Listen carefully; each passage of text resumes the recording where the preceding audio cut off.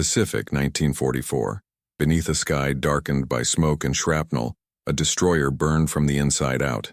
The fire had started in the engine room, small at first, containable, until it wasn't.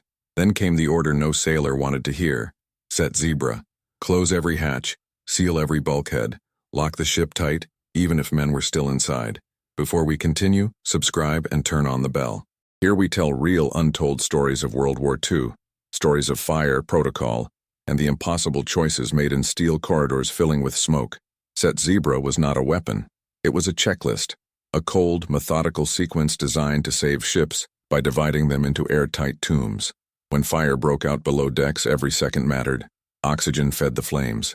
Open hatches allowed smoke to spread. A single spark near ammunition could obliterate the entire vessel.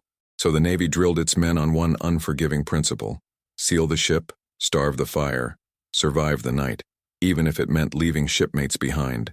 This is the story of one crew, one blaze, and one impossible decision. It is not a story of heroism.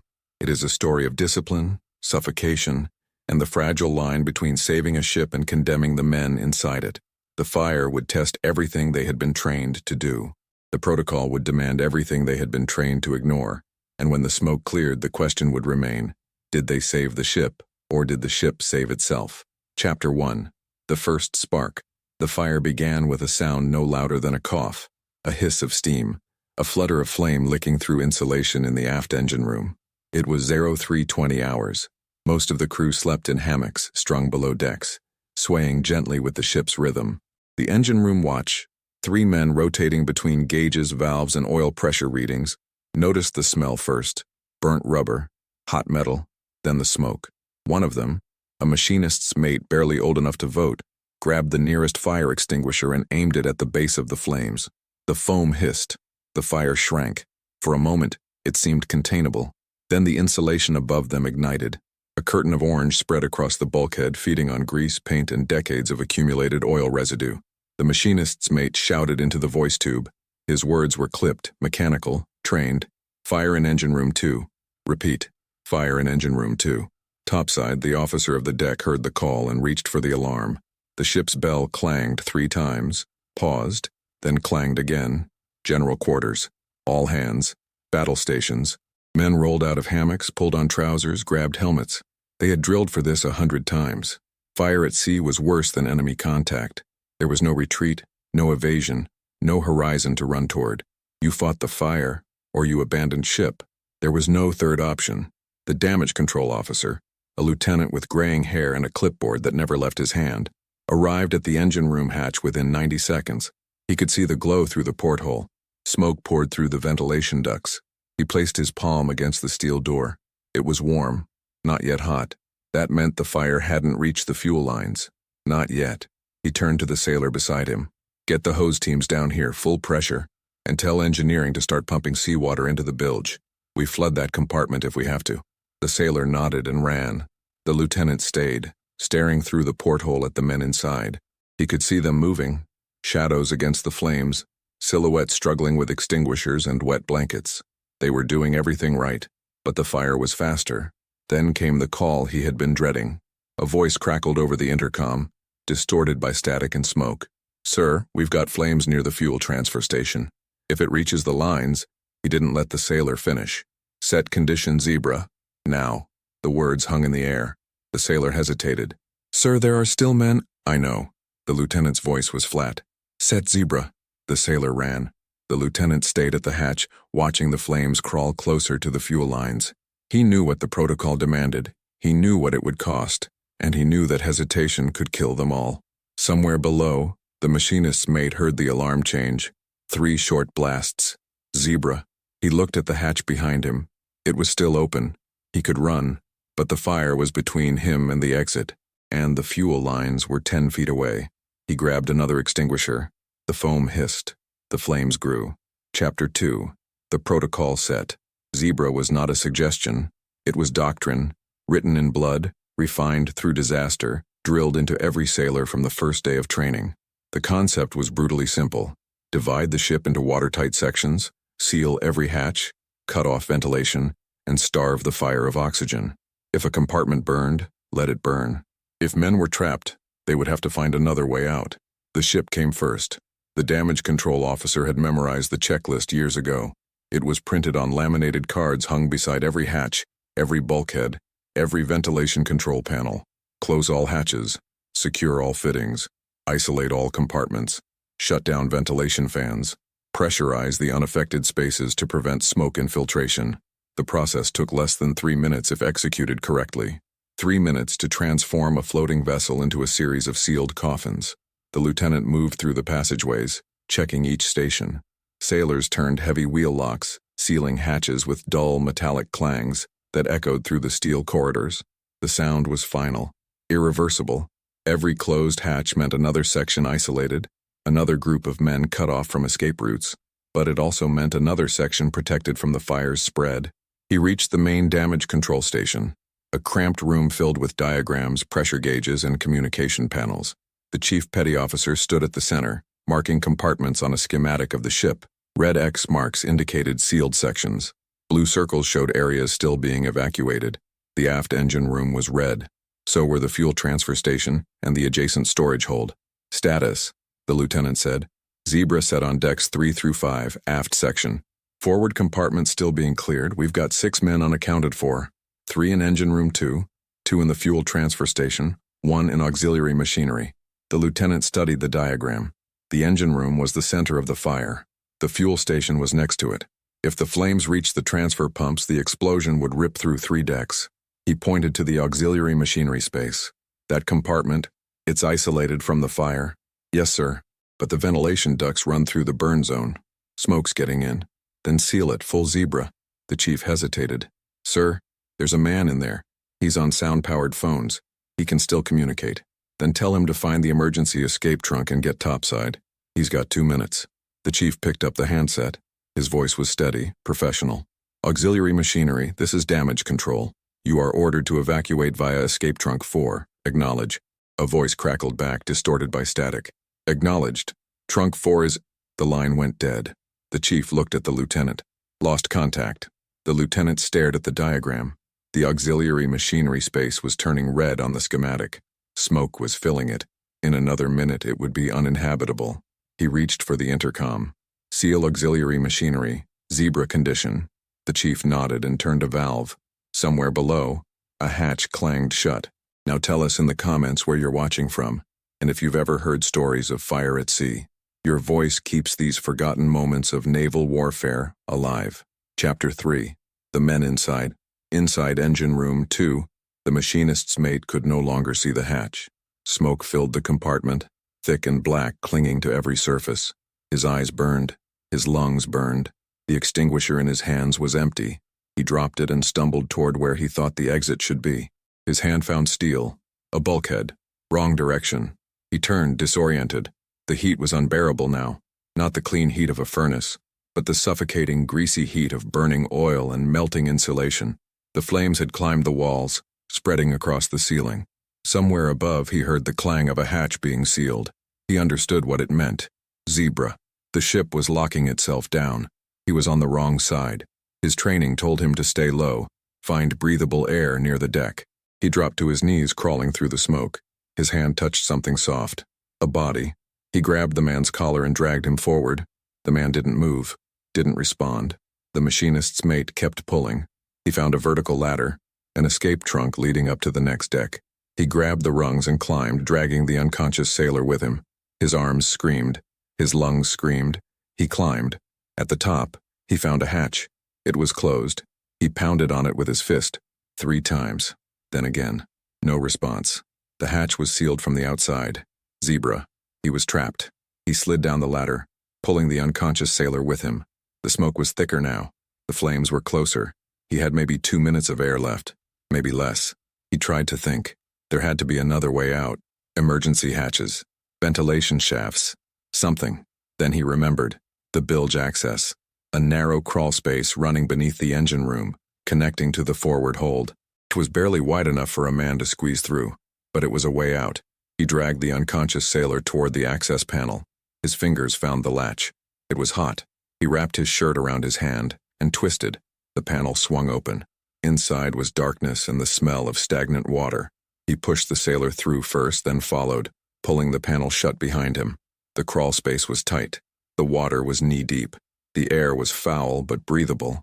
He dragged the sailor forward, inch by inch, using his elbows and knees. The steel walls pressed against his shoulders. He couldn't see. He couldn't hear anything except his own breathing and the distant roar of the fire above. He crawled for what felt like hours. It was probably 5 minutes. His hands found another hatch. He pushed. It didn't move. He pushed harder. It creaked. Then it opened. Light flooded in. Fresh air. Hands grabbed him, pulled him out. He collapsed onto the deck. Medics surrounded him, checking his pulse, his breathing. Someone asked him a question. He couldn't hear it. His ears were ringing. Then he remembered. The sailor. He turned, pointed back toward the crawl space. 2 men dove in, disappearing into the darkness. They emerged a minute later, dragging the unconscious sailor. The medics took him immediately. The machinist's mate lay on the deck, staring at the sky. He was alive. The ship was still floating. The fire was still burning. Chapter 4. Starving the Beast. Topside, the fire was invisible. No flames breached the deck. No smoke billowed from the superstructure. To a passing observer, the destroyer looked intact, operational, ready for combat. But below, the ship was dying from the inside. The damage control officer stood at the main control station, watching the temperature gauges. Compartments sealed under zebra conditions were heating up. Engine room 2 had passed 200 degrees Fahrenheit. The fuel transfer station was at 180. The auxiliary machinery space was climbing. The protocol was working. The fire was contained, isolated, unable to spread. But it was not extinguished. It was burning itself out, consuming everything inside the sealed compartments. The question was whether the steel would hold. If the bulkheads failed, the fire would spread. If the fuel lines ruptured, the ship would explode. The lieutenant had done everything by the book. Now he had to wait. The captain arrived at the control station. He was a career officer, gray-haired and methodical, with a reputation for calm under pressure. He studied the diagrams without speaking. Then he turned to the lieutenant. Casualties? 6 men unaccounted for. 2 confirmed evacuated through bilge access. 4 still missing. The captain nodded. Fire status? Contained in 3 compartments. Temperatures rising but stable. Fuel lines intact. No secondary fires. How long until we can unseal? Minimum 2 hours. We need the compartments below 150 degrees before we open them. If we unseal too early, the oxygen rush could reignite everything. The captain considered this. What about flooding? We've pumped seawater into the bilges. It's slowing the spread but not extinguishing. The fire's burning in the overhead, above the waterline. The captain nodded again. He understood the math. Flooding would sink the ship. Waiting might kill the men inside. Unsealing early could destroy them all. There was no good option. Only the least bad one. Maintain zebra, the captain said. Pump more water if the temperatures spike, and get rescue teams ready for immediate entry the moment those compartments are safe. Yes, sir. The captain turned and left. The lieutenant stayed, staring at the gauges. The temperature in engine room 2 ticked upward. 210 degrees. 215. Then it stopped. Held. Began to drop. 210. 205. 200. The fire was losing. The ship was winning. But the cost would not be known until the hatches opened. Chapter 5. The silence between decks. Below decks, in the sealed compartments, time moved differently. The men who had escaped through bilge access or emergency trunks gathered in the forward berthing area, wrapped in blankets, breathing oxygen from portable masks. They said little. There was nothing to say. Some of them had left friends behind. Some of them had closed hatches knowing men were still inside. They had followed orders. They had done their jobs. But the weight of it pressed down like the steel overhead. A young seaman sat on the deck, knees pulled to his chest, staring at nothing. He had been stationed at the fuel transfer station when the alarm sounded. He had run, grabbing the nearest sailor and shoving him toward the hatch. Then he had climbed through himself, pulling the hatch shut behind him. He had locked it, spun the wheel, followed protocol. But he had heard something just before the seal clicked into place. A voice, distant and distorted, calling his name. He didn't know if he had imagined it. He didn't know if someone had been left behind. A chief petty officer moved through the berthing area, checking on each man. He had been through this before. Fire at sea, zebra conditions, the waiting. He knew the silence was dangerous. Men alone with their thoughts invented ghosts. He stopped beside the young seaman. You did your job. The seaman didn't look up. I heard someone. Maybe, maybe not. Doesn't matter now. Doesn't matter. You followed orders. You sealed the compartment. If you hadn't, the fire spreads. More men die. The ship sinks. You did what you were trained to do. The seaman shook his head. Training doesn't make it easier. No, the chief said. It doesn't. Elsewhere in the ship, the damage control teams prepared for entry. They wore asbestos suits, carried breathing apparatus, held fire axes and pry bars. They would be the first ones in when the hatches opened. They would search for survivors. They would extinguish any remaining embers. They would retrieve the bodies. They didn't talk about it. There was no need. They had done this before. They would do it again. It was the job. It was the cost. It was the price of keeping a ship afloat in a war that didn't care about individuals, only vessels. If this story has moved you, leave a like. It helps others discover how discipline and sacrifice kept ships afloat when everything was burning. Chapter 6. The Opening. 2 hours and 17 minutes after Zebra was set, the temperatures in the sealed compartments dropped below 150 degrees. The lieutenant gave the order. Unseal engine room 2. Damage control team, prepare for entry. The team moved into position. 6 men in full gear, faces obscured by respirator masks, carrying lights and tools. They stood at the hatch, waiting. A sailor spun the wheel lock. It moved slowly, resisting. Then it clicked. The hatch swung open. Smoke poured out. Not thick and black anymore, but gray and thin, the remnants of combustion. The team entered, lights cutting through the haze. The compartment was unrecognizable. The walls were scorched black. Insulation hung in melted strips. Equipment was warped, twisted, reduced to skeletal frames. The smell was overwhelming. Burnt metal, charred wood, chemicals. They moved methodically, checking every corner, every alcove, every space where a man might have taken shelter.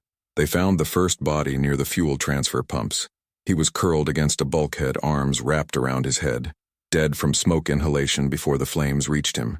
They marked the location and moved on. The second body was at the base of the escape ladder. He had been climbing when he collapsed. They found his hands still gripping the rungs. They pried his fingers loose and carried him out. The third man was alive. They found him in a crawl space beneath a workbench, buried under wet blankets and surrounded by empty CO2 canisters. He had flooded the space with extinguisher foam, creating a breathable pocket. When they pulled him out, he was unconscious but breathing. They carried him topside, handed him to the medics, and went back in. They searched for another hour. No more bodies. No more survivors. The fire had consumed everything else. Tools, documents, personal belongings. All of it reduced to ash and twisted metal. The damage control officer entered the compartment last. He walked slowly, inspecting the bulkheads, checking for structural damage. The steel had held. The welds had held. The ship was intact. He stood in the center of the charred space, surrounded by ruin, and felt nothing.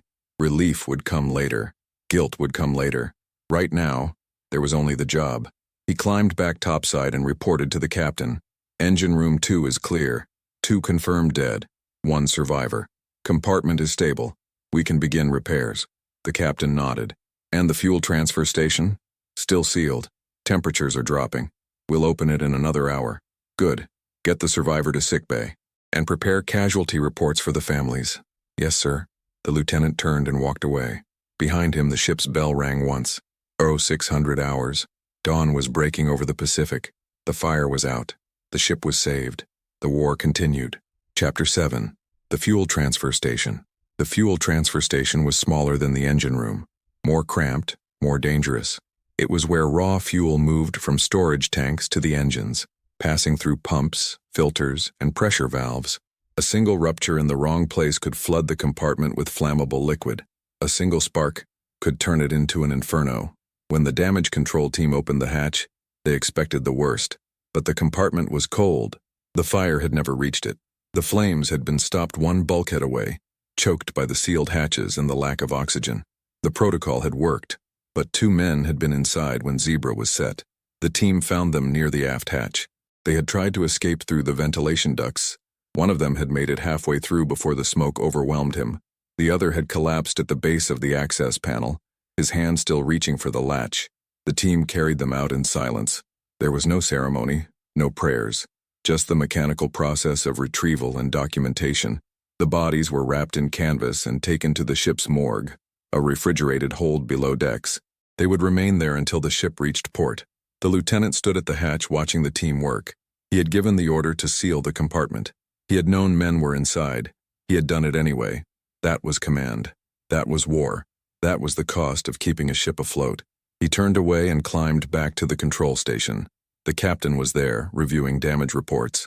"Fuel transfer station is clear," the lieutenant said. "2 casualties. No survivors." The captain set down the reports. Total: 4 dead, 1 critical, 2 evacuated with minor injuries. The captain nodded. He picked up a pen and signed the reports. His signature was steady, practiced. He had done this before. He would do it again. "Draft the casualty letters. I'll review them tonight." "Yes, sir." The lieutenant left. He went to his quarters, sat at his desk, and pulled out a stack of blank paper. He began to write. "Dear Mrs. Johnson, it is my duty to inform you that your son—" He paused, changed the wording, started again. "Dear Mrs. Johnson, your son died in service to his country." He crossed it out, tried a third time. "Dear Mrs. Johnson, I regret to inform you." He put the pen down. There were no words. There never were. He would finish the letters later. Right now he needed to sleep, but sleep wouldn't come. It never did after a fire. Chapter 8. The Survivor. The Sailor. They pulled from the crawl space, woke in sickbay 3 hours later. His lungs burned. His eyes burned. His throat felt like sandpaper, but he was alive. The ship's doctor leaned over him, checking his pupils, his pulse. "You're lucky," the doctor said. "Another 10 minutes and you'd be dead." The sailor tried to speak. His voice came out as a rasp. "The others?" The doctor hesitated. "2 made it out through bilge access. You're the 3rd. And the rest?" The doctor didn't answer. He turned away, made a note on a clipboard. The sailor understood. He closed his eyes. He had been in the compartment with 4 others. He had heard them shouting, felt them moving in the smoke. Then the heat had become unbearable and he had crawled into the only space he could find. He had flooded it with CO2, wrapped himself in wet blankets, and prayed. He had heard the others die. He had listened to their voices fade one by one until there was only silence. Now he was the only one left. The survivor. The one who had lived while others burned. He didn't feel lucky. He felt hollow. The doctor returned with a glass of water. "Drink." Slowly. The sailor drank. The water hurt going down. He handed the glass back. "When can I return to duty?" "Not for a week. Maybe longer. You need to rest." "I can work." "You need to rest." The sailor didn't argue. He lay back, staring at the overhead pipes and conduits. Somewhere above, the ship continued its patrol. The engines rumbled. The crew worked. The war moved forward. He had survived. The ship had survived. That was all that mattered. But at night, when the lights dimmed and the ship fell silent, he would hear them again, the voices in the smoke, calling his name, asking why he had lived, and they had not. There was no answer. There never would be. Chapter 9. The Price of Protocol. 3 days later, the ship reached port. The bodies were offloaded, transferred to military transport, sent home. The survivor was discharged to a hospital for observation. The damage control officer filed his final reports. The captain signed the casualty letters and mailed them to families who would never understand what had happened, who would read words like service and sacrifice and honor and feel only absence. The ship was repaired. New insulation, new equipment, fresh paint over the scorched bulkheads. Within 2 weeks, it returned to sea. The crew rotated. New sailors arrived, unaware of what had happened in the compartments below. The fire became a footnote in the ship's log. 4 men dead, 1 critical. Cause: electrical malfunction in engine room 2. Resolution: fire suppressed via Zebra protocol. Lessons learned: none. The protocol had worked exactly as designed, but the lieutenant remembered. He remembered the sound of the hatch clanging shut. He remembered the voice on the intercom cut off mid-sentence. He remembered the bodies carried out in canvas. He would carry those memories for the rest of his life. They would wake him at night.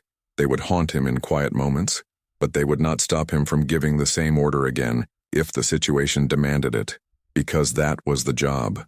That was command. That was the cost of keeping a ship afloat in a war that consumed men and steel with equal indifference. Zebra saved the ship. It always did. But it never saved everyone. It was never designed to. Years later, after the war ended, the lieutenant would be asked about that night. He would describe the fire, the protocol, the decisions. He would be praised for his discipline, his adherence to training, his commitment to the mission. And he would accept the praise with a nod, a handshake, a brief smile. But inside he would remember the voices, the bodies, the cost. Set Zebra was not a triumph. It was survival. And survival was never clean. It was never painless. It was simply the choice to keep moving forward, even when everything behind you was burning. Subscribe to our channel to uncover more hidden stories of World War II, stories of steel, fire, and the men who held the line. Thank you for watching.